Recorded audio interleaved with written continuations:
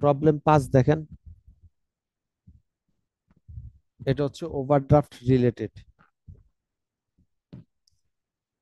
Overdraft মানে ব্যাংকে আপনার যা টাকা ছিল তার থেকে আপনি বেশি নিয়ে নিলেন। ধরেন আপনার অ্যাকাউন্টে 10,000 টাকা ছিল, আপনি 15,000 টাকা নিয়ে নিলেন।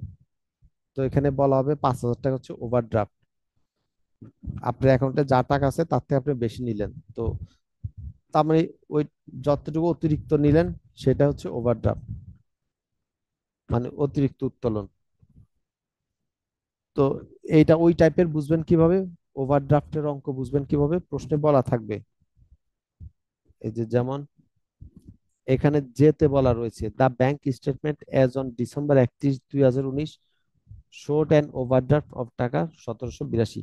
তো ব্যাংক স্টেটমেন্টে দেখাচ্ছে ওভারড্রাফট রয়েছে 1782, তার মানে ব্যাংক স্টেটমেন্ট অনুযায়ী এই কোম্পানির ব্যাংক হিসাবে কোনো টাকা তো নাই, বরং 1782 টাকা বেশি তুলে নিল। তো এখানে দেখেন একটা প্রতিষ্ঠানের টি অ্যাকাউন্ট দেওয়া রয়েছে, আর কিছু এডিশনাল ইনফরমেশন দেওয়া রয়েছে। আপনাকে বলা হয়েছে show the adjustment required in the cash book, cash বুকে কি কি অ্যাডজাস্টমেন্ট দেখাতে হবে সেটা আপনি দেখান। যেহেতু অ্যাডজাস্টমেন্ট বলা রয়েছে তাই আমরা এটাকে টি অ্যাকাউন্ট আকারে করলাম। আর আগেরটাতে কোনো অ্যাডজাস্টমেন্ট বলা ছিল না, বলা ছিল ব্যাংক রিকনসিলিয়েশন করেন, তাই আমরা এখানে টি অ্যাকাউন্ট আকারে করি নাই। তো এখানে যেহেতু অ্যাডজাস্টমেন্ট বলা রয়েছে আমরা টি অ্যাকাউন্ট আকারে করলাম। কোনটার টি অ্যাকাউন্ট করব? ক্যাশ বুকের, কারণ আপনাকে বলা রয়েছে শুধু ক্যাশ বুকের অ্যাডজাস্টমেন্ট করেন, ব্যাংক ব্যাংক হিসাবের অ্যাডজাস্টমেন্ট চাই নাই। ক্যাশ বুক মানে কোম্পানির টি অ্যাকাউন্টটা করতে বললো এখানে।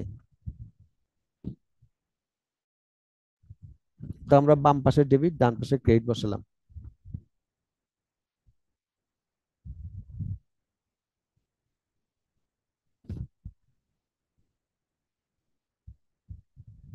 এখন কোম্পানির হিসাব অনুযায়ী ব্যালেন্স কত রয়েছে দেখেন,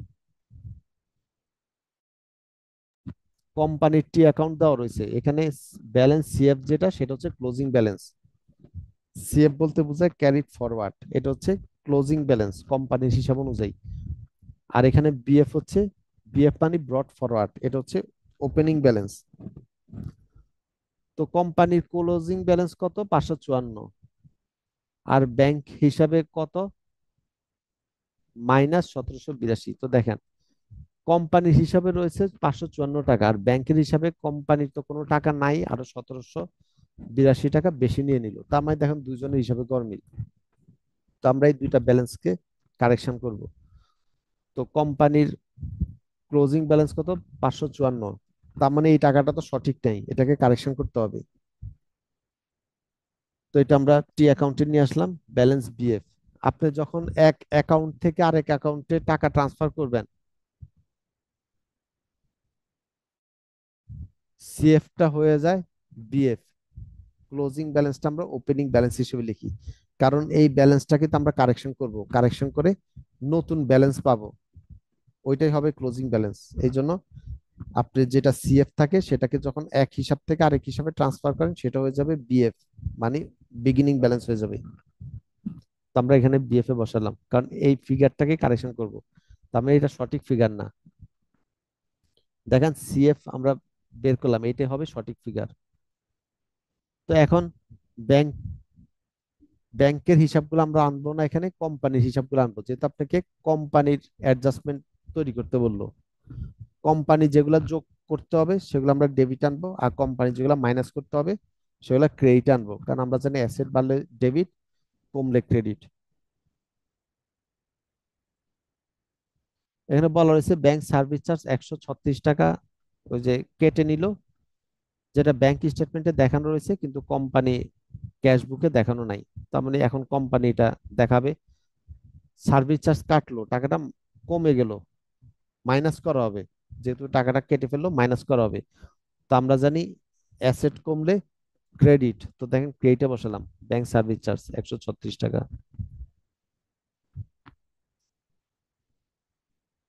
তারপরে এটা হচ্ছে এটা ব্যাংকের ভুল, এটা কোম্পানির হিসেবে আসবে না। সিটা হচ্ছে কম কম ব্যাংকের ভুল কোম্পানি হিসেবে আসবে না। ডি দেখেন, এ চেক ফর টাকা 122 had been entered as receipt in the cash book instead of as a payment. আপনি 122 টাকা পেমেন্ট করলেন, কিন্তু ক্যাশ বুকে দেখালেন টাকাটা রিসিভ করলেন, ভুল দেখালেন। আপনি 122 টাকা তো পেমেন্ট করলেন, তার মানে 122 টাকা মাইনাস করার কথা, আপনি আরো 122 টাকা যোগ করে দিলেন, মাইনাস না করে 122 টাকা যোগ করলেন। এখন আপনি যদি 122 টাকা মাইনাস করেন, তাহলে ফলাফল হবে জিরো, আপনাকে আরো 122 টাকা মাইনাস করতে হবে।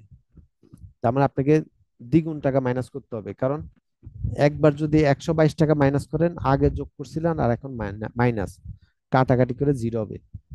তা আপনাকে নতুন করে মাইনাস করতে হবে, যেহেতু আপনি টাকাটা মাইনাস করা উচিত ছিল, তার মানে আপনি দুইবার মাইনাস করবেন, মানে ডাবল টাকা মাইনাস করবেন।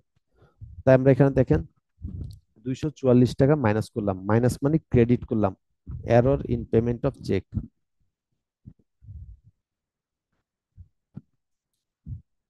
তারপরে ই নাম্বার হচ্ছে ব্যাংকের ভুল, এটা আসবে না যেহেতু আমরা কোম্পানির অ্যাডজাস্টমেন্ট করছি। এফ নম্বরে বলা রয়েছে, এ চেক রিসিভ ফর টাকা 80 had been entered by the bank and mark no fund available, no adjustment had been made in the cash book. আপনি 80 টাকার একটা চেক পেয়েছিলেন, ব্যাংক এখানে লিখে দিল নো ফান্ড অ্যাভেলেবল, তার মানে যেটাকে বলে এনএসএফ চেক। 80 টাকার একটা চেক পেয়ে আপনি তো আপনার কোম্পানির খাতার মধ্যে টাকাটা যোগ করে ফেললেন, কিন্তু যখন ব্যাংকে চেক দিলেন বললো তার অ্যাকাউন্টে এই টাকাটা নাই, তার মানে এখন আপনি আবার মাইনাস করে ফেলতে হবে আপনার কোম্পানি হিসাব থেকে। তো মাইনাস করা মানে ক্রেডিট করা, তো দেখেন ক্রেডিট করলাম NSF check.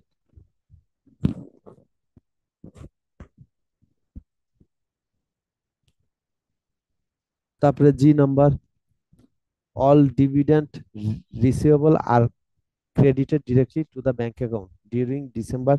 The bank credited amount total টাকা এত and no entries were made. তো ডিভিডেন্ড রিসিভ করলো 262 টাকা, তো ব্যাংক তো টাকাটা রিসিভ করে আপনার অ্যাকাউন্টে যোগ করে দিল, কোম্পানি তো জানতো না, তাই কোম্পানি টাকাটা যোগ করে নাই। তো কোম্পানি এখন যোগ করতে হবে, যোগ করা মানে ডেবিট করতে হবে। তো দেখেন আমরা ডেবিটে বসালাম, ডিভিডেন্ড রিসিভ 262 টাকা। তারপরে এইচ নাম্বার বলা রয়েছে, এ চেক ড্রোন ফর টাকা 60 in favour of a creditor had been incorrectly entered in the cash book as টাকা 600। ক্রেডিটরের একটা চেক 60 টাকার পরিবর্তে 600 টাকা লিখা হলো, মানে আপনি আপনার থেকে টাকা পায়। ক্রেডিটর মানে কি? পাওনাদার। আপনার থেকে টাকা পায় 60 টাকা, আপনি তাকে 60 টাকা দিয়ে 600 টাকা মাইনাস করলেন। আপনি যেহেতু 60 টাকা পেমেন্ট করলেন, মাইনাস করার কথা তো 60 টাকা, মাইনাস করলেন 600 টাকা, তার মানে 540 টাকা বেশি মাইনাস করলেন। এখন যোগ করে দেন 540 টাকা, তার মানে ডেবিট করে দেন, তো আমরা ডেবিট করে দিলাম 540 টাকা। তারপরে বলা রয়েছে, the balance ব্রট forward should have been টাকা 711। এখানে ব্যালেন্স বিএফ মানে বিগিনিং ব্যালেন্সটা 761 লেখা, এটা 711 টাকা হবে, এটাও ভুল রয়েছে। বিগিনিং ব্যালেন্স যেটা 761 লেখা, এটা আসলে হবে 711, 50 টাকা বেশি লেখা রয়েছে। তার মানে আপনি 50 টাকা এখন ডেবিটে বসান, আপনি ক্রেডিটে বসালেন 50 টাকা বেশি, তাহলে আপনাকে 50 টাকা এখন ডেবিটে যদি বসান, এই ডেবিট ক্রেডিট মাইনাস হয়ে সঠিক ফিগার হয়ে যাবে। তো আমরা এখন ডেবিটে 50 টাকা বসাবো এই জন্য। তো দেখেন বসালাম 50 টাকা, error in opening balance, opening ব্যালেন্সের ভুলের কারণে। তো আমরা সবগুলো হিসাব বসালাম কোম্পানির, এখন দুই সাইড যোগ করলে ডেবিট কে সমান হইতে হবে। তো আমরা দেখলাম ক্রেডিট হচ্ছে 1014, ডেবিটে 162 টাকা কম, এটাই হচ্ছে আমাদের ক্লোজিং ব্যালেন্স, মানে এটাই হচ্ছে আমাদের কারেক্ট ফিগার। তার মানে কোম্পানির হিসাবে এখন কত টাকা রয়েছে? 162 টাকা। এটা হচ্ছে ডেবিটে রয়েছে। ডেবিটে রয়েছে মানে ওভারড্রাফট মাইনাস ফিগার। ডেবিটে থাকা মানে মাইনাস ফিগার।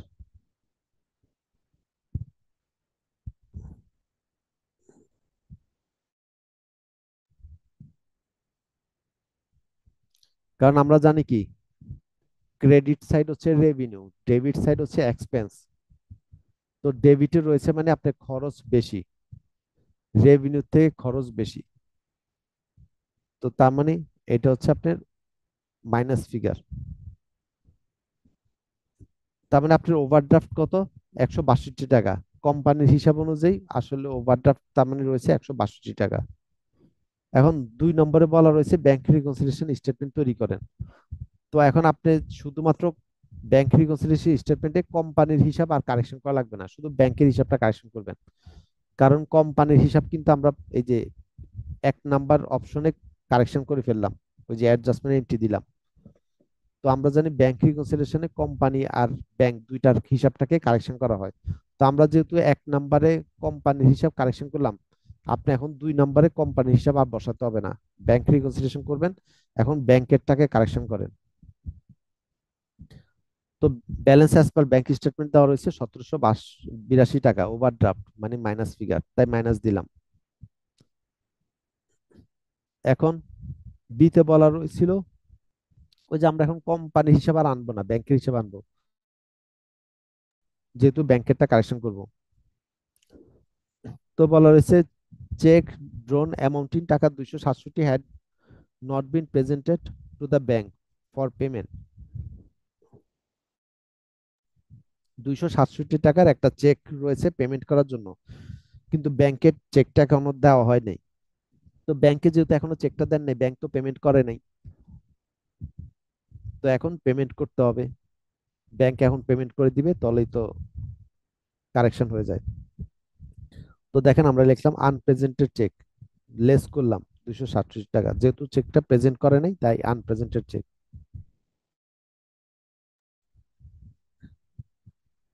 তারপরে সিতে চেক রিসিভ টোটালিং টাকা 1762 had been entered in the cash book and paid into the bank but had not been credited by bank until এত 1762 টাকার একটা চেক ডিপোজিট করতে দেওয়া ছিল ব্যাংকে, কিন্তু ব্যাংক এখনো ক্রেডিট করে নাই। ক্রেডিট মানে যোগ করে নাই।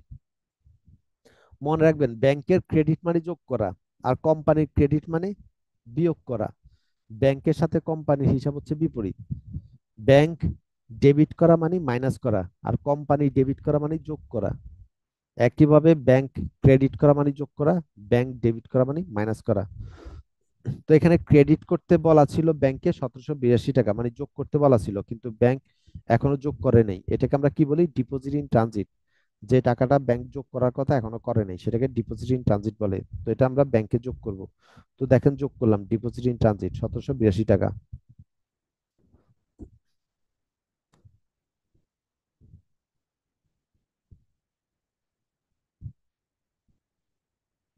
তারপরে F নাম্বারে বলা হয়েছে the bank in error had debited a cheque for টাকা 125। তো ব্যাংক ভুলবশত ডেবিট করলো 125 টাকা। ডেবিট করলো মানে ওই যে ব্যাংক মাইনাস করলে ডেবিট করে, তো ব্যাংক 125 টাকা ভুলবশত ডেবিট করলো, তো এখন আবার যোগ করে দেন, ক্রেডিট করে দেন, তাহলেই তো হয়। তো আমরা যোগ করে দিলাম চেক ডিপোজিট ইন এরর 125। তো সবগুলো বসানো হয়ে গেছে।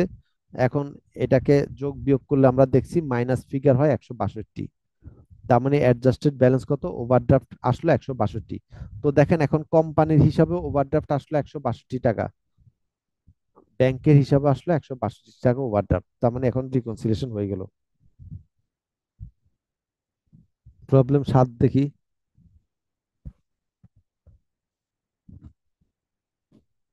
The bank balance as per book of Messrs. Luna Fashions Limited showed a balance of টাকা এত on June 30 এত. The bank statement as on that date showed a balance of টাকা এত। তো কোম্পানির হিসাব অনুযায়ী ব্যালেন্স দেখাচ্ছে 4,05,785 টাকা, আর ব্যাংকের হিসাব অনুযায়ী দেখাচ্ছে 4,99,720 টাকা। While compared the difference in cash book and bank statement, the following facts were discover. তো যখন ক্যাশবুক আর ব্যাংক স্টেটমেন্টের মধ্যে তুলনা করা হলো, নিচের বিষয়গুলা উদ্ঘাটন হলো। তো এ থেকে জি পর্যন্ত আপনাকে দেওয়া রয়েছে। এক নম্বরে বলা রয়েছে prepare a bank reconciliation statement showing the correct bank balance as on June 30, 2019। তো আপনি ব্যাংক রিকনসিলিয়েশন স্টেটমেন্ট করেন কারেক্ট ব্যাংক ব্যালেন্স উল্লেখ করার মাধ্যমে। তো আমরা লিখলাম messrs Luna fashions limited bank reconciliation statement, যে তারিখে তৈরি করছি জুন 30, 2019। তো তারপর আপনি ফরম্যাট অনুযায়ী লিখে ফেলবেন balance as per bank statement আর balance as per company ledger. তো প্রশ্নে দেওয়া রয়েছে ব্যাংক স্টেটমেন্ট অনুযায়ী ব্যালেন্স হচ্ছে 4,99,720 টাকা। ওই যে আমরা বসালাম 4,99,720 টাকা। আর কোম্পানির হিসাব অনুযায়ী ব্যালেন্স হচ্ছে 4,05,785 টাকা।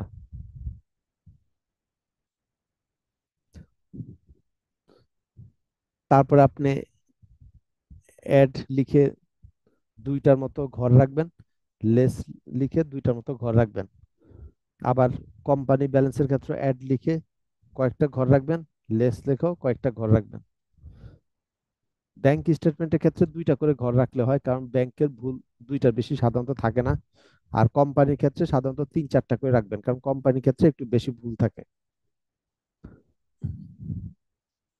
এতে বলা রয়েছে এ কাস্টমার চেক নং এত অ্যামাউন্টিং টু টাকা এত deposited in the bank on June 26, 2019 discounted by the customer's bank due to insufficient balance in the account.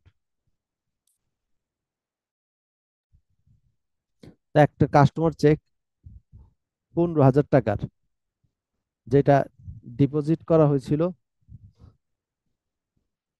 মানে আপনি কাস্টমার থেকে একটা চেক পেয়েছিলেন 15,000 টাকা, তো এটা ডিপোজিট করার জন্য ব্যাংকে দিলেন, যে টাকাটা আপনার অ্যাকাউন্টে যোগ করার জন্য। মানে ওই যে আপনাকে চেক দিল, তো তার অ্যাকাউন্ট থেকে টাকাটা কেটে আপনার অ্যাকাউন্টে যোগ করার জন্য। এখন এটা যোগ করা সম্ভব হয় নাই, কারণ ইনসাফিসিয়েন্ট ব্যালেন্স, যে কাস্টমার আপনাকে চেক দিল তার অ্যাকাউন্টে যথেষ্ট পরিমাণ টাকা নেই, কাজে টাকাটা আপনার অ্যাকাউন্টে যোগ করা সম্ভব হয় নাই। তো এটাকে আমরা কি বলি, এনএসএফ চেক, নন সাফিসিয়েন্ট ফান্ড। যে আপনি তো চেক পেয়ে কি করেছিলেন, আপনি চেক পেয়ে তো ক্যাশবুকে যোগ করে ফেলেছিলেন, আপনি তো আর জানেন না যে তার অ্যাকাউন্টে আসলে টাকাটা নাই, যেটাকে আমরা চেক বাউন্স করা বলি। তো আপনি চেক পেয়ে টাকাটা যোগ করেছিলেন, তো এখন যখন ব্যাংক বলল যে তার অ্যাকাউন্টে যথেষ্ট পরিমাণ টাকা নেই, কাজে আপনার অ্যাকাউন্টে টাকাটা যোগ করা সম্ভব হচ্ছে না, তো আপনি এখন আবার মাইনাস করে ফেলবেন। ক্যাশবুকে আপনি যোগ করেছিলেন, এখন মাইনাস করে ফেলবেন। তো আমরা মাইনাস করছি এনএসএফ চেক 15,000 টাকা।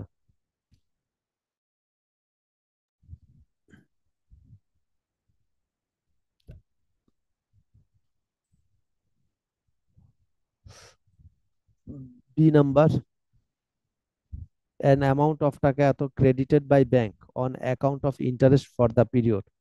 তো ব্যাংক করলো কি 3,500 টাকা ক্রেডিট করলো ইন্টারেস্টের কারণে, ধরেন আপনি ইন্টারেস্ট পেয়েছেন, তো ব্যাংক ক্রেডিট করলো। তো ব্যাংকে ক্রেডিট মানে যোগ করা, তো ব্যাংক ক্রেডিট করলো মানে ব্যাংক যোগ করলো 15,000, 3,500 টাকা আপনি ইন্টারেস্ট পেয়েছেন, তো ব্যাংক করলো কি সেটা যোগ করলো। এখন আপনি তো জানতেন না, তাই আপনি তো যোগ করেন নাই, ব্যাংক তো যোগ করলো, আপনি তো জানতেন না। তো এখন যেহেতু আপনি জানলেন, তো এখন আপনি যোগ করে দিবেন। তো এটা আমরা কোম্পানির হিসাবে যোগ করে দিব। তো দেখেন আমরা এই যে অ্যাড এর মধ্যে বসালাম ইন্টারেস্ট ক্রেডিটেড বাই ব্যাংক 3,500 টাকা।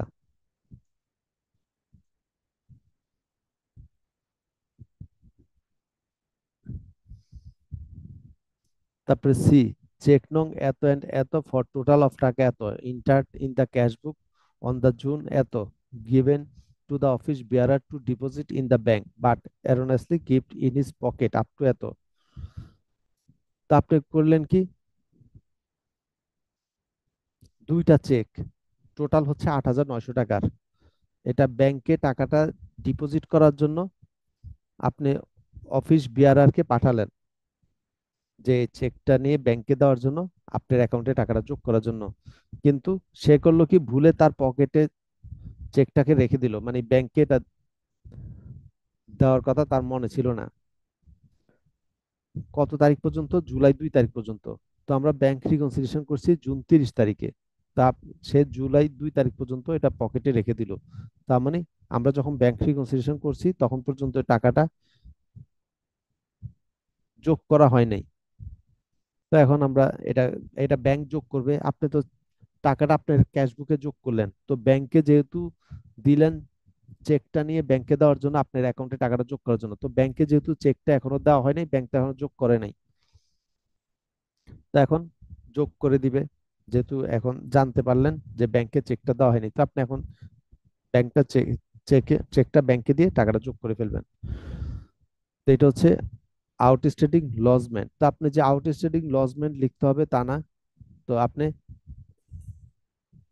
এটাও লিখতে পারেন যে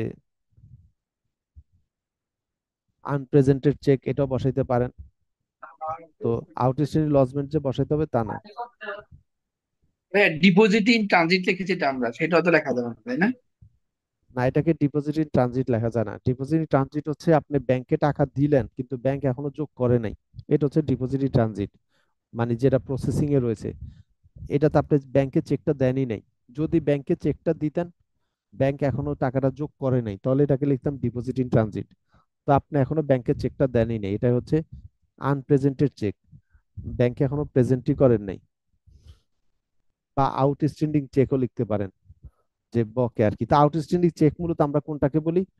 ব্যাংকে চেক দিলেন, ব্যাংক এখনো টাকাটা যোগ করে নাই, এটাকে আমরা বলি আউটস্ট্যান্ডিং চেক, যেটা এখনো বকে ডিউ রয়েছে, এখনো কাজ কমপ্লিট হয় নাই। আর আপনি ব্যাংকে টাকা ডিপোজিট করা দিলেন, ধরেন আপনি ক্যাশ টাকা ব্যাংকে দিলেন, ব্যাংক এখনো যোগ করে নাই, এটাকে বলে আমরা ডিপোজিট ইন ট্রানজিট। আপনি 10,000 টাকা ব্যাংকে দিলেন যোগ করার জন্য, ব্যাংক এখনো যোগ করে নাই, এটাকে লিখি আমরা ডিপোজিট ইন ট্রানজিট। আর আপনি ব্যাংকে চেক দিলেন, ব্যাংক এখনো টাকাটা যোগ করে নাই, এটাকে আমরা বলি আউটস্ট্যান্ডিং চেক। আর সাধারণত আউটস্ট্যান্ডিং চেক হয় আমরা পেমেন্টের ক্ষেত্রে আর কি বুঝাই। আপনি চেকের টাকাটা পেমেন্ট করতে বললেন, ব্যাংক এখনো পেমেন্ট করে নাই, এটাকে বলে আউটস্ট্যান্ডিং চেক। আর আনপ্রেজেন্টেড চেক হচ্ছে আপনি ব্যাংকে এখনো চেকটা দেনই নাই, প্রেজেন্ট করেন নাই, এটাকে বলে আনপ্রেজেন্টেড চেক। তার মানে তিনটার ক্ষেত্রে পার্থক্য কি? আপনি ব্যাংকে টাকা দিলেন, ব্যাংক এখনো যোগ করে নাই, সেটা হচ্ছে ডিপোজিট ইন ট্রানজিট। আপনি ব্যাংকে চেক দিলেন পেমেন্ট করার জন্য, ব্যাংক এখনো পেমেন্ট করে নাই, সেটা হচ্ছে আউটস্ট্যান্ডিং চেক। আর আপনি ব্যাংকে এখনো চেকটা দেন নাই টাকা পেমেন্ট করার জন্য, মানে চেকটা এখনো প্রেজেন্ট করে নাই, এটা বলে আনপ্রেজেন্টেড চেক। তো এটাকে আপনি ওইভাবে ওই হিসাবে আনপ্রেজেন্টেড চেক লিখতে পারেন। তো 8,900 টাকা।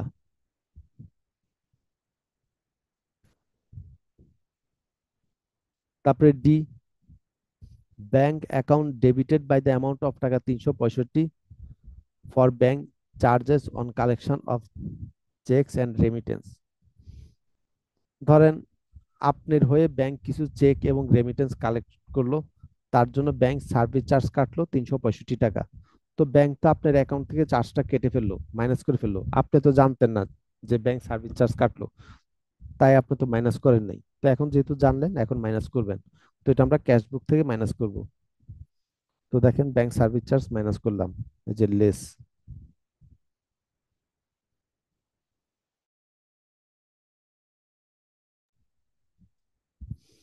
তো এইভাবে আপনি ফরম্যাট অনুযায়ী একটা একটা করে পড়তে থাকবেন আর একটা একটা করে বসাতে থাকবেন।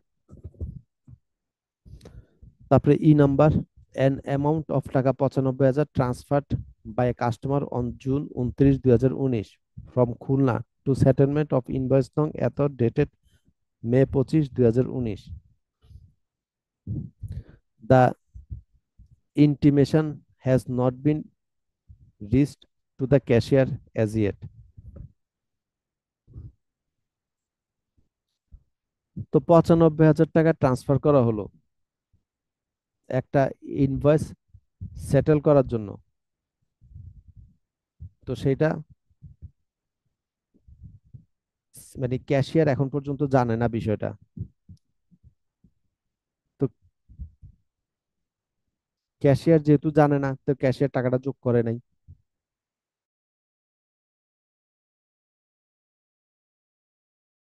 তো এখন যেহেতু জানলো, এখন যোগ করবে। তো এই ক্ষেত্রে আপনাকে আগে বুঝতে হবে এই যে 95,000 টাকার এই বিষয়টা, এটা কি মানে যোগ মানে ডিপোজিট নাকি পেমেন্ট। এটা যদি পেমেন্ট হইতো তাহলে আপনি মাইনাস করতেন, আর এটা যদি ডিপোজিট হয় তাহলে যোগ করবেন। এখন প্রশ্নে বলা রয়েছে 95,000 টাকা ট্রান্সফার করা হলো একজন 95,000 টাকা ট্রান্সফার করলো একজন কাস্টমার। তো কাস্টমার ট্রান্সফার করলো ইন সেটেলমেন্ট অফ ইনভেস্টমেন্ট, এত দেন আপনি একজন কাস্টমার থেকে টাকা পেতেন, তো সেই টাকাটা সে ট্রান্সফার করলো। তার মানে আপনার প্রতিষ্ঠান বরাবর 95,000 টাকাটা পাঠালো খুলনা থেকে। তো ক্যাশিয়ার যেহেতু বিষয়টা এখনো জানে না যে ওই কাস্টমার টাকা পাঠালো, তো ক্যাশিয়ার তো যোগ করে নাই। তো এখন যেহেতু জানলো, এখন যোগ করতে হবে। তো আমরা এখন যোগ করব। তাই দেখেন অ্যাড করলাম প্রসিস অফ ড্রাফট 95,000 টাকা। তা আপনি এইটাও লিখতে পারেন, বা আপনি প্রশ্ন দেখে দেখে লিখতে পারেন, এই যে আপনার মতো করে লিখতে পারেন যে, এভাবেও লিখতে পারেন যে নট ইয়েট ডিপোজিটেড, তা টাকা 95,000 যোগ করলেন যে এখন পর্যন্ত ডিপোজিট করা হয় নাই। তো এইভাবে লিখতে পারেন।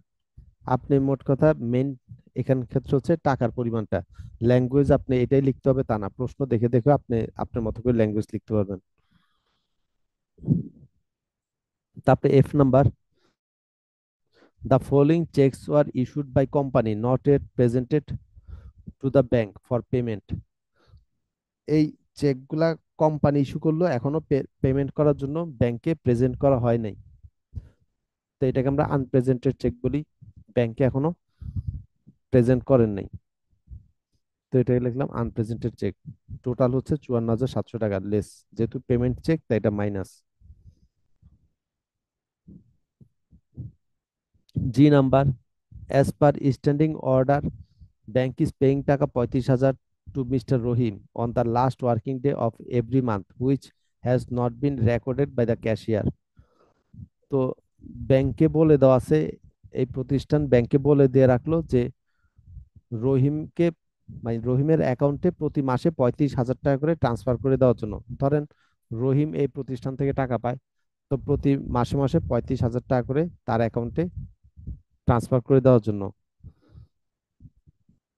তো ব্যাংক করলো কি, টাকাটা ট্রান্সফার করে দিল, কিন্তু ক্যাশিয়ার করলো কি, এটা এখনো এন্ট্রি করে নাই। ক্যাশিয়ার জানে নাই যে টাকাটা ট্রান্সফার করে দিল, তো ক্যাশিয়ার এখনো এটাকে মাইনাস করে নাই। তো ব্যাংক তো ট্রান্সফার করে দিল মানে কি, ব্যাংক তো মাইনাস করে ফেললো আপনার অ্যাকাউন্ট থেকে। তো ক্যাশিয়ার যেহেতু জানে নাই, ক্যাশিয়ার কোম্পানি হিসাবে মাইনাস করে নাই, তো এখন মাইনাস করতে হবে। তো দেখেন 35,000 টাকা আমরা লেস করে দিলাম। ইনস্টলমেন্ট পেমেন্ট টু মিস্টার রহিম, বা আপনি লিখতে পারেন পেমেন্ট টু মিস্টার রহিম, আপনি আপনার মতো করে লিখতে পারেন। তো দেখেন সবগুলো আমাদের বসানো শেষ।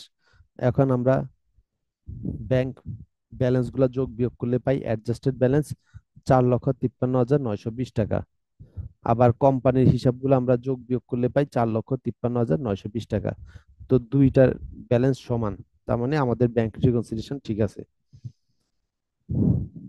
2 নম্বরে বললো make journal entries in order to bring the cash book in agreement with the bank balance. আপনি ক্যাশ বুকের জার্নাল এন্ট্রি করেন ওই ব্যাংক ব্যালেন্সকে সমান করার জন্য। ক্যাশ বুকের যে কারেকশন করলেন এটা জার্নাল করেন। তো আমরা করি কি, অ্যাডে কত টাকা যোগ করলেন, 98,500 টাকা। তার মানে এখানে যেহেতু অ্যাড করলেন মানে ক্যাশ বাড়লো, ক্যাশ বাড়লে ডেবিট, তো আমরা ক্যাশ ডেবিট করলাম। ক্রেডিটে বসাবেন ওই নামগুলো। তো দেখেন ক্রেডিট আমরা ওই নামগুলো বসাই, এখানে 3,500 টাকা, এখানে করলো ইন্টারেস্ট ক্রেডিট করলো 3,500 টাকা, তার মানে ইন্টারেস্ট রেভিনিউ ক্রেডিট আমরা বসালাম। আর 95,000 টাকা, এটা কিসের 95,000 টাকা, দেখেন মানে আপনি জার্নালে কি বসাবেন সেটা তো বুঝতে হবে আপনি। ওই যে আপনি কাস্টমার থেকে 95,000 টাকা পেতেন, তো কাস্টমার করলো কি, খুলনার একজন কাস্টমার থেকে 95,000 টাকা পেতেন, তো সে আপনার প্রতিষ্ঠান বরাবর 95,000 টাকা পাঠালো। তো তার মানে যেহেতু তার থেকে টাকা পেতেন মানে কি অ্যাকাউন্টস রিসিভেবল, তো টাকা পেয়ে গেলেন, এখন অ্যাকাউন্টস রিসিভেবল তার মানে কমে যাবে, তো অ্যাকাউন্টস রিসিভেবল ক্রেডিট 95,000 টাকা। তো আমরা ক্রেডিট করলাম অ্যাকাউন্টস রিসিভেবল। তো এটা গেল অ্যাড এর অংশটুকু। এখন লেস, লেসের অংশ কতটুকু? 50,365। তো লেস মানে ক্যাশ কমে গেল, তার মানে ক্যাশ ক্রেডিট করব। এই যে আমরা ক্যাশ ক্রেডিট করলাম। ডেবিটে এখন এই নামগুলো বসাবো। এনএসএফ চেক 15,000 টাকা। এনএসএফ মানে আপনি তো কাস্টমার থেকে টাকা পেতেন, তো কাস্টমার আপনাকে চেক দিল। তো যখন কাস্টমার আপনাকে চেক দিল, আপনি তো অ্যাকাউন্টস রিসিভেবল ক্রেডিট করেছিলেন, কারণ কাস্টমার থেকে টাকা পেতেন মানে অ্যাকাউন্টস রিসিভেবল। তো কাস্টমার যেহেতু চেক দিল, আপনি তো মনে করেছিলেন টাকা পেয়ে গেলেন, তো অ্যাকাউন্টস রিসিভেবল ক্রেডিট করলেন। এখন যখন দেখলেন তার অ্যাকাউন্টে টাকা নেই, চেকটা বাউন্স করলো, তার মানে এখনো তো আপনি আবার টাকা পাবেন। আবার আপনাকে অ্যাকাউন্টস রিসিভেবল ডেবিট করতে হবে, যেহেতু তার থেকে এখনো টাকাটা পান নাই, তার অ্যাকাউন্টে তো টাকা নেই, তো আবার অ্যাকাউন্টস রিসিভেবল ডেবিট করে ফেলবেন। তো আমরা অ্যাকাউন্টস রিসিভেবল ডেবিট করলাম 15,000 টাকা।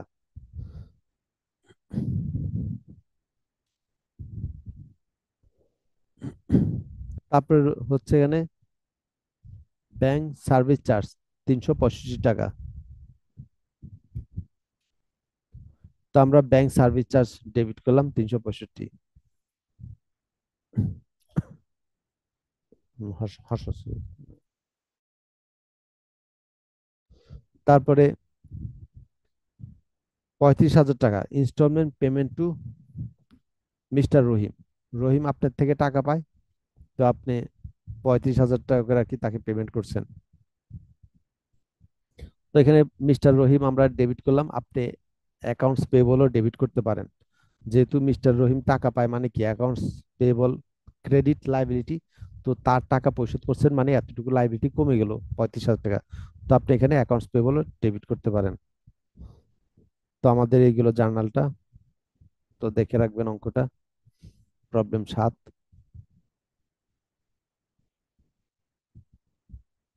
প্রবলেম 9 দেখেন। প্রবলেম 9 হচ্ছে এটা প্র্যাকটিক্যাল লাইফের সাথে মিলে। আমরা যখন বাস্তবে ব্যাংক রিকনসিলিয়েশন করি, প্রবলেম 9 এর মতো করি, কিন্তু আপনাদের দেখা যায় এতক্ষণ আমরা যেই অঙ্কগুলা করলাম ওই টাইপেরই পরীক্ষা আসে, প্রবলেম 9 এর মতো আসে না।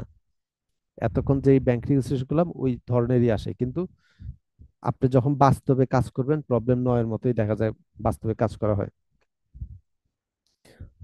The following extract from the cash book of Apex Limited for the month of November 2020 shows the company's bank transaction. তো মানে অ্যাপেক্স লিমিটেডের ক্যাশ বুকে নিচের ট্রানজাকশন গুলো দেখাচ্ছে ব্যাংক ট্রানজাকশনে, যে আপনি ব্যাংকের সাথে নিচের ট্রানজাকশন গুলো করলেন। মানে এই এটা হচ্ছে ক্যাশ বুকের হিসাব। এখানে যে হিসাবটা দেওয়া রয়েছে এটা হচ্ছে ক্যাশ বুক অনুযায়ী। তো বাস্তবে দেখা যায় এভাবে থাকে, আপনি ক্যাশ বুকে দেখবেন বাস্তবে এভাবে থাকে। তো নিচে রয়েছে কোম্পানিজ ব্যাংক স্টেটমেন্ট।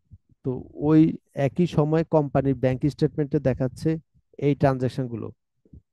দেখেন প্রথমে বলা রয়েছে ক্যাশ বুক অনুযায়ী ব্যাংকের সাথে এই ট্রানজাকশন গুলো ঘটলো, আর নিচে ব্যাংক স্টেটমেন্টে দেখানো রয়েছে কি কি ট্রানজাকশন ঘটলো। তো আপনি যদি ব্যাংক স্টেটমেন্ট নিয়ে থাকেন দেখবেন বাস্তবে এই ফরম্যাটেই ব্যাংক স্টেটমেন্ট গুলো হয়। তো এই জন্য বললাম এটা প্র্যাকটিক্যাল লাইফের সাথে মিলে। বাস্তবে সমস্যাগুলো কিন্তু আরেকটু আগে অঙ্কের মধ্যে যেভাবে কথা আকারে ছিল এভাবে কথা আকারে থাকে না। বাস্তবে দেখা যায় কোম্পানির একটা ক্যাশ বুক থাকে, তো ক্যাশ বুকে এই ফরম্যাটের মতো থাকে, আর যখন ব্যাংক স্টেটমেন্ট তুলে ব্যাংক থেকে এই ফরম্যাটে পায়।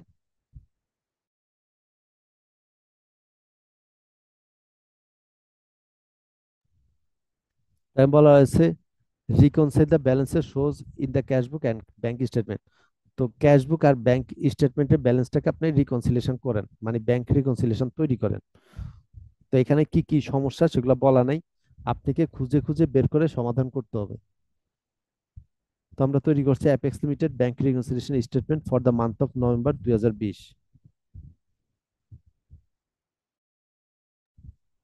তো আমরা ফরম্যাট বসালাম balance as per bank statement আর balance as per cash book, ফরম্যাটটা বসালাম। তারপর হচ্ছে অ্যাড লেস, আবার অ্যাড লেস বসাবেন। তো এখানে ক্যাশ বুকে কোনো অ্যাড করার কিছু নাই, তাই আমরা অ্যাড লিখি নাই। কিন্তু আপনি যখন অঙ্ক করবেন পরীক্ষায় আপনি তো জানবেন না যে অ্যাড এর কিছু নাই, তো আপনি ফরম্যাট অনুযায়ী বসায় ফেলবেন, অ্যাড লেস এগুলো বসায় ফেলবেন। এখন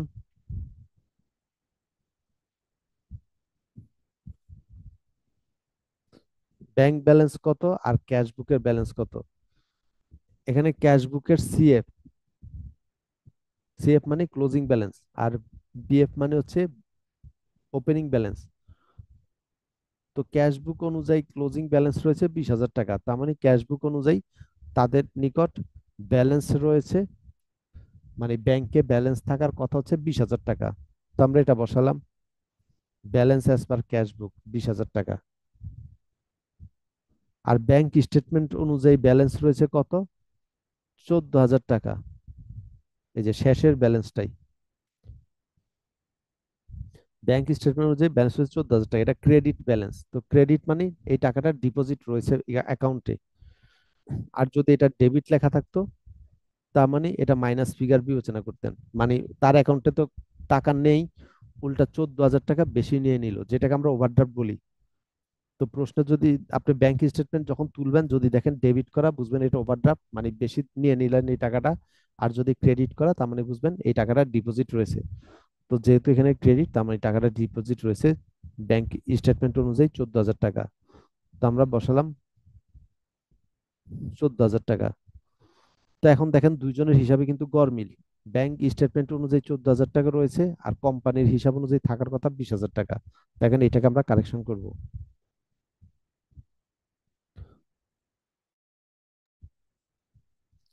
এখন এখানে দেখেন বিগিনিং ব্যালেন্স, কোম্পানির হিসাব অনুযায়ী বিগিনিং ব্যালেন্স হচ্ছে 13,000 টাকা। তো এখানে আপনি ব্যাংক স্টেটমেন্টে 13,000 টাকা খুঁজে বের করেন। এখানে ব্যাংক স্টেটমেন্টে এই যে 13,000 টাকা ব্যালেন্স, তার মানে এতটুকু পর্যন্ত কারেকশন করা রয়েছে। আমরা এর নিচের থেকে কারেকশন করব। আমরা কিভাবে বুঝলাম এতটুকু কারেকশন করা রয়েছে, কারণ আমরা ব্যাংক রিকনসিলিয়েশন করব নভেম্বর মাসের, নভেম্বর মাসের ব্যাংক রিকনসিলিয়েশন করব। তো বিগিনিং ব্যালেন্স মানে কি, এর আগের মাসের ব্যালেন্সটাই তো এই মাসে বিগিনিং ব্যালেন্স, আগের মাসের যেটা ক্লোজিং এই মাসে সেটা ওপেনিং। তার মানে অক্টোবর মাসের যে ব্যালেন্স সেটাই তো নভেম্বর মাসের ওপেনিং হিসেবে আসলো। তো আমরা যেহেতু নভেম্বর মাসের রিকনসিলিয়েশন করছি, তার মানে অক্টোবর মাসেরটা অলরেডি কারেকশন করা রয়েছে। কারণ আপনি আগের মাসেরটা কারেকশন না করে তো পরের মাসেরটা করবেন না, আপনি তো আগে আগের মাসেরটাই সংশোধন করবেন, তারপরে পরের মাসেরটা সংশোধন করবেন। তার মানে অক্টোবর পর্যন্ত কারেকশন করা রয়েছে, এখন আমরা নভেম্বর মাসেরটা করছি। তাই অক্টোবর এই ব্যালেন্সটা যেটা রয়েছে সেটা আমরা ব্যাংক স্টেটমেন্টও দেখব। তো পেলাম ব্যাংক স্টেটমেন্টে, তার মানে বুঝবেন এতটুকু পর্যন্ত কারেকশন করা রয়েছে, এর নিচের থেকে আমাদের কারেকশন করতে হবে। এখন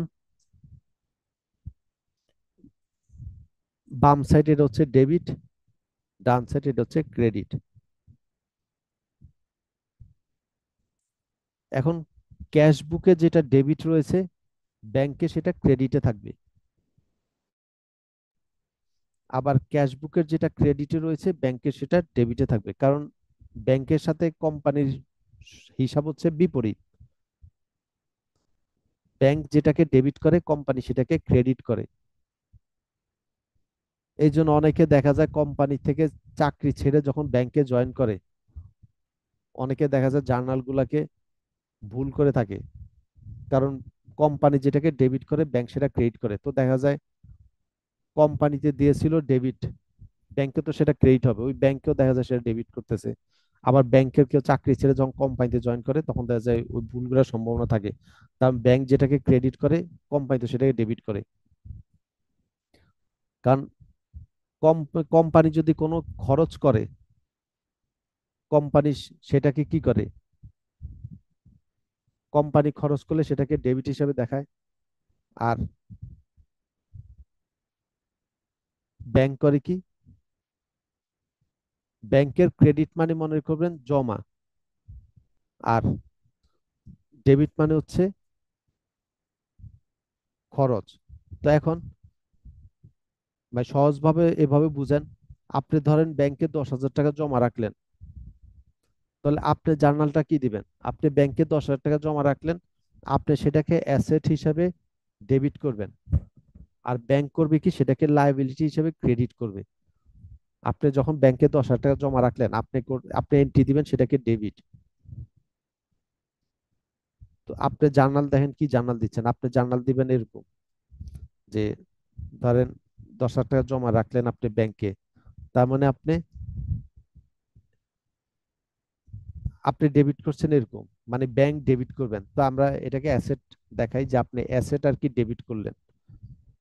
আর আপনি ক্রেডিট করবেন ক্যাশ টাকা, যেহেতু আপনার ক্যাশ কমে গেল, আপনি ক্রেডিট করবেন ক্যাশ। আর ব্যাংক করবে কি, ক্যাশ ডেবিট করবে,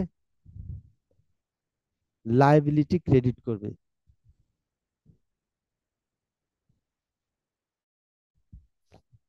তো দেখেন দুইজনের তো এটা তো একই, এই ক্যাশ ডেবিট এই ক্যাশ ক্রেডিট, তো এটা তো কাটাকাটি করে চলে গেল। আর থাকে কোনটা, অ্যাসেট ডেবিট লায়াবিলিটি ক্রেডিট। তো দেখেন কোম্পানি করলো কি ডেবিট করলো, আর ব্যাংক করলো কি ক্রেডিট করলো। তো ব্যাংক আর কোম্পানির হিসাব কিন্তু বিপরীত। কেন ব্যাংক ক্রেডিট করলো, কারণ আপনি ব্যাংকে যে টাকাটা জমা রাখলেন এটার মালিক তো আর ব্যাংক না। ব্যাংক তো হচ্ছে এটার, সে এটা তো সে মালিক না, সেটা হলো আমানত হিসেবে নিল। এটা ব্যাংকের জন্য দায় লাইবিলিটি, তাই সেটা ক্রেডিট করে। আর আপনার জন্য তো অ্যাসেট, আপনি ব্যাংকে টাকাটা ডিপোজিট করে রাখলেন, তাই আপনি অ্যাসেট হিসেবে ডেবিট করছেন। তো আপনি যেটা ডেবিট করছেন ব্যাংক সেটা ক্রেডিট করছে। তার মানে এখানে যে টি অ্যাকাউন্টটা দেওয়া রয়েছে কোম্পানির, এখানে ডেবিটের টাকাগুলা ব্যাংকের ক্রেডিটে থাকতে হবে। যদি ব্যাংকের ক্রেডিটে না থাকে বুঝবেন এটা ভুল আছে, এটাকে আপনার কারেকশন করতে হবে। আবার একইভাবে কোম্পানির টি অ্যাকাউন্টের যেটা ক্রেডিট, ব্যাংকে সেটা ডেবিটে থাকবে, না থাকলে আমরা এটাকে কারেকশন করব। তো এখন আমরা একটা একটা করে চেক করব, আর একটা একটা করে কারেকশন করব।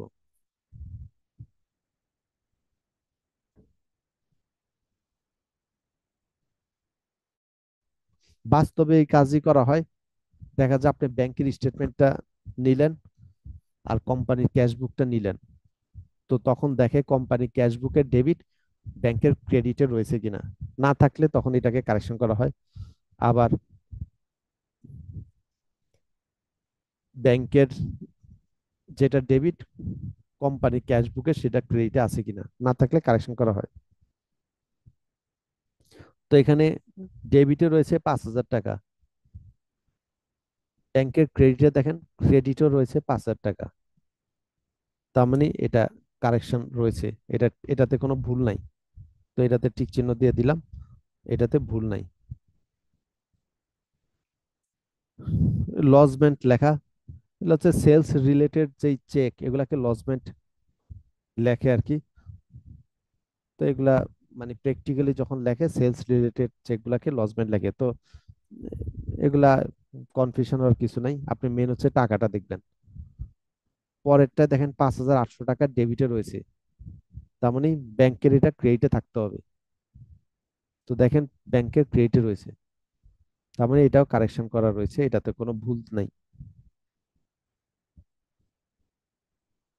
তারপরে এখানে ডেবিটে রয়েছে 7,000 টাকা, ব্যাংকের ক্রেডিটে থাকবে 7,000 টাকা। তো দেখেন ব্যাংকের ক্রেডিটে নাই, তার মানে ব্যাংক এই টাকাটা ডিপোজিট করে নাই। কোম্পানি 7,000 টাকা যোগ করলো, ব্যাংকও তো 7,000 টাকা জমা করার কথা। ধরেন কোম্পানি সেলস করলো, সেলস করে 7,000 টাকা পেলো। এই 7,000 টাকা কোম্পানি তো আর নিজের কাছে টাকাটা রাখে না, ব্যাংকে জমা রাখে। তো 7,000 টাকা সে করলো কি ব্যাংকে দিল জমা করার জন্য। তো ব্যাংক এখনো টাকাটা জমা করে নাই, কোম্পানি তো ক্যাশবুকে টাকাটা যোগ করে ফেললো, ব্যাংক এখনো যোগ করে নাই। তো এখন ব্যাংক যোগ করতে হবে। তো এটাকে আমরা আনক্লিয়ার্ড লজমেন্ট লিখলাম। অথবা এটাকে এখন আপনি ডিপোজিট ইন ট্রানজিট লিখতে পারেন, যেহেতু আপনি 7,000 টাকা ব্যাংকে দিলেন জমা করার জন্য, ব্যাংক এখনো জমা করে নাই, এটাকে আপনি ডিপোজিট ইন ট্রানজিট লিখতে পারেন। অথবা এখানে লিখলাম আনক্লিয়ার্ড লজমেন্ট, মানে আনক্লিয়ার চেক, মানে চেক এখনো যোগ করে নাই, ক্লিয়ার করে নাই। তো আপনি আপনার মতো ল্যাঙ্গুয়েজ ইউজ করতে পারেন। তো আমরা 7,000 টাকা ব্যাংকে যোগ করে দিলাম।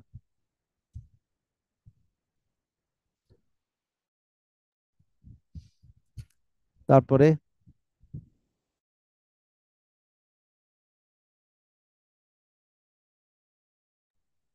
তো ডেবিটের গুলো আমরা সব রেকটিফাই হয়ে গেল। এখন ক্রেডিটেরটা দেখেন, ক্যাশবুকে ক্রেডিটে রয়েছে 3,000 টাকা, এটা ব্যাংকের ডেবিটে থাকতে হবে। তো দেখেন ব্যাংকের ডেবিটে রয়েছে 3,000 টাকা, তার মানে এটা সঠিক রয়েছে। আবার এখানে ক্রেডিটে রয়েছে 1,500 টাকা, ব্যাংকের ডেবিটে থাকতে হবে 1,500 টাকা। তো দেখেন 1,500 টাকা রয়েছে, তার মানে এটাও সঠিক রয়েছে। আবার এখানে কোম্পানির ক্রেডিটে রয়েছে 3,800, ব্যাংকের ডেবিটে থাকতে হবে 3,800। তো দেখেন ব্যাংকের ডেবিটে নাই 3,800। তো মনে রাখবেন ব্যাংকের ডেবিট মানে কি, মাইনাস করা, আর ব্যাংকের ক্রেডিট মানে যোগ করা। কারণ ব্যাংক যখন কিছু যোগ করে সেটাকে ক্রেডিট করে, আর যখন মাইনাস করে সেটাকে ডেবিট করে। তো ব্যাংকের ডেবিট করতে হবে মানে লেস করতে হবে, আর ব্যাংকের ক্রেডিট করতে হবে মানে যোগ করতে হবে। আর কোম্পানির ক্ষেত্রে কিন্তু বিপরীত, কোম্পানির ক্রেডিট মানে মাইনাস করা, আর কোম্পানির ডেবিট মানে যোগ করা। দেখেন ব্যাংকের ডেবিট মানে মাইনাস করা, আর কোম্পানির ক্রেডিট মানে মাইনাস করা, বিপরীত সম্পর্ক কিন্তু। আর ব্যাংকের ক্রেডিট মানে যোগ করা, আর ব্যাংকের ক্রেডিট মানে যোগ করা, কোম্পানির ডেবিট মানে যোগ করা। তো এই জিনিসটা খেয়াল রাখবেন।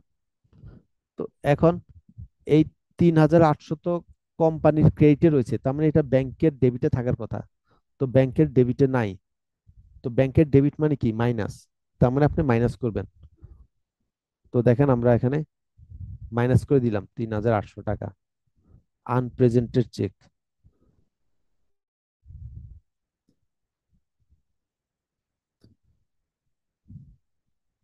তো এখানে ট্যাক্স পেয়েবল আর কি, সেলস ট্যাক্স পেয়েবল। তো আমরা ধরে নিলাম চেকটা এখনো ব্যাংকে প্রেজেন্ট করে নাই, তাই লিখলাম আনপ্রেজেন্টেড চেক। আপনি যেই ল্যাঙ্গুয়েজে লিখতে হবে তা না, আপনি আপনার মতো করে অন্য ল্যাঙ্গুয়েজে ইউজ করতে পারেন। তারপর আবার দেখেন এখানে ক্রেডিটে রয়েছে 2,500 টাকা, এখানে ব্যাংকের ডেবিটে থাকার কথা 2,500, তো এখানে 2,500 রয়েছে। তার মানে এখন ক্যাশবুকটা কারেকশন করা হয়ে গেল। এখন আমরা ব্যাংক স্টেটমেন্টটা কারেকশন করব।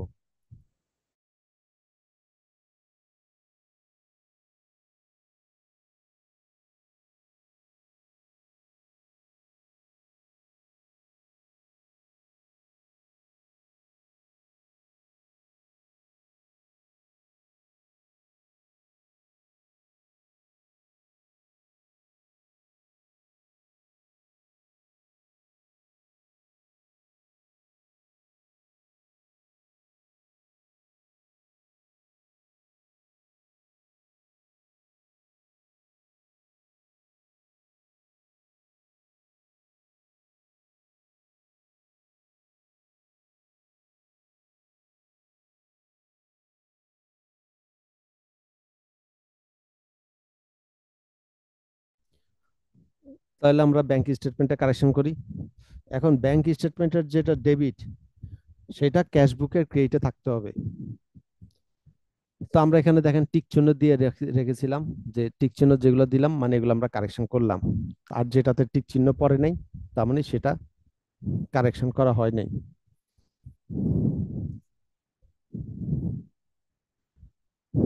তো দেখেন এগুলা টিক চিহ্ন দেওয়া মানে কি, আমরা ক্যাশবুকে যে অ্যামাউন্ট গুলা ছিল ব্যাংকের সাথে সেগুলো কিন্তু টিক চিহ্ন দিলাম। তার মানে যেগুলাতে টিক চিহ্ন পড়ে নাই এগুলা কোম্পানির ক্যাশবুকে নাই টাকাটা, তো সেটা এখন কোম্পানির ক্যাশবুকে কারেকশন করতে হবে। তো এখানে ব্যাংকের ডেবিটে রয়েছে 2,400 টাকা, তো কোম্পানির ক্রেডিটও থাকার কথা 2,400 টাকা। তো দেখেন কোম্পানির ক্রেডিটে 2,400 টাকা নাই, তার মানে এখন কোম্পানিতে এটা কারেকশন করতে হবে। কোম্পানির ক্রেডিট মানে কি, মাইনাস করা। ব্যাংকের ক্রেডিট মানে কি, যোগ করা। তো কোম্পানির ক্রেডিট মানে মাইনাস করা। আবার ব্যাংকের ডেবিট মানে মাইনাস, কোম্পানির ডেবিট মানে প্লাস। তো যেহেতু এখন এই 2,400 টাকা কোম্পানির ক্রেডিটে থাকার কথা, তার মানে মাইনাস হওয়ার কথা, কোম্পানির ক্রেডিট মানে মাইনাস, তো আপনি এখন কোম্পানিতে মাইনাস করেন।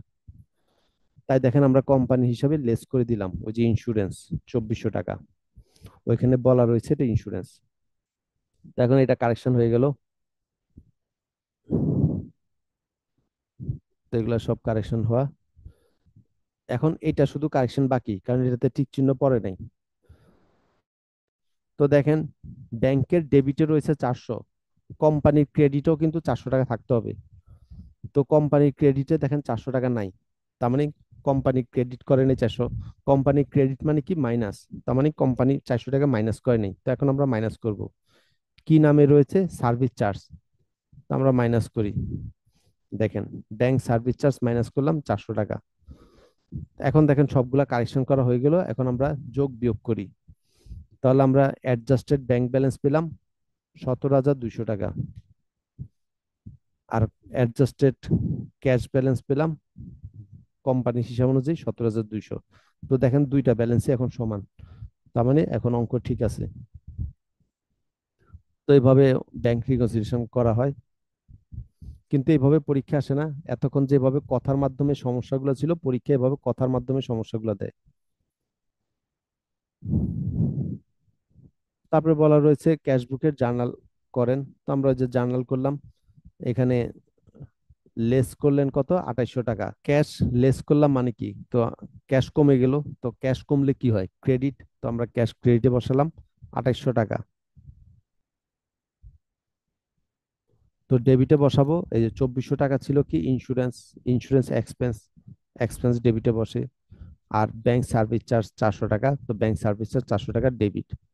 তো এই হলো আমাদের জার্নাল এন্ট্রি। তো এই অঙ্কগুলা দেখবেন, মোটামুটি প্রায় সবগুলাই দেখবেন। কোনটা কোনটা দেখবেন আবার বলে দিই। প্রবলেম 1 দেখবেন, প্রবলেম 2,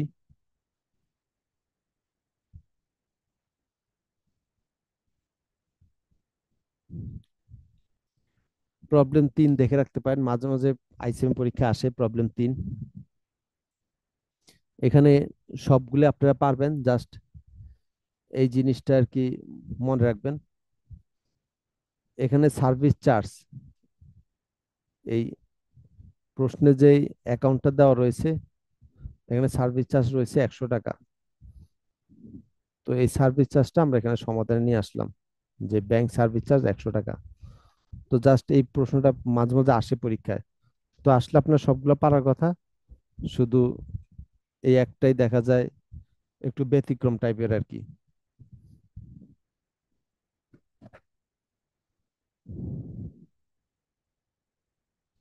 তো এখান থেকে সার্ভিস চার্জ নিয়ে আসতে হয়। আপনি বুঝবেন কিভাবে যে এটা নিয়ে আসতে হবে? আপনি দেখবেন যখন ব্যাংক রিকনসিলিয়েশন করবেন, সবগুলো যোগ বিয়োগ করার পরে দেখবেন 100 টাকা ডিফারেন্স থাকে। তখন বুঝবেন যে 100 টাকাটা আপনাকে নিয়ে আসতে হবে সার্ভিস চার্জ। তো এই জিনিসটা মনে রাখবেন। পরীক্ষায় অঙ্কটা আসতে বুঝবেন কিভাবে? এই অঙ্কটার মধ্যে এই যে এই অ্যাকাউন্টটা দেওয়া থাকে, অন্য অঙ্কের গুলোর মধ্যে দেখেন এই অ্যাকাউন্টটা নাই। তো এই অঙ্কের মধ্যে অ্যাকাউন্টটা দেওয়া থাকে, তো এটা একটু মনে রাখবেন আর কি।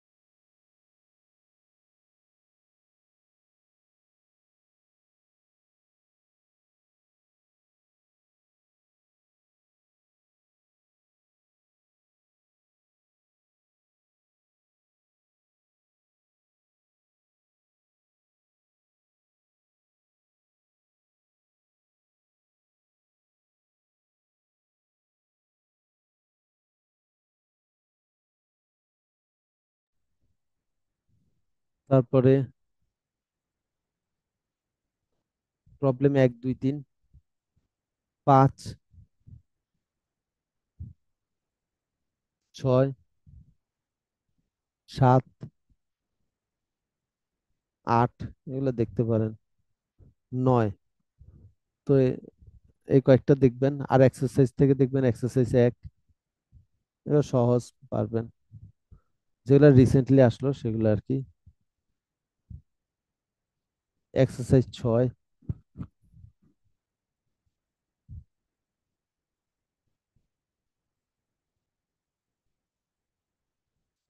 এই কয়েকটাই দেখেন।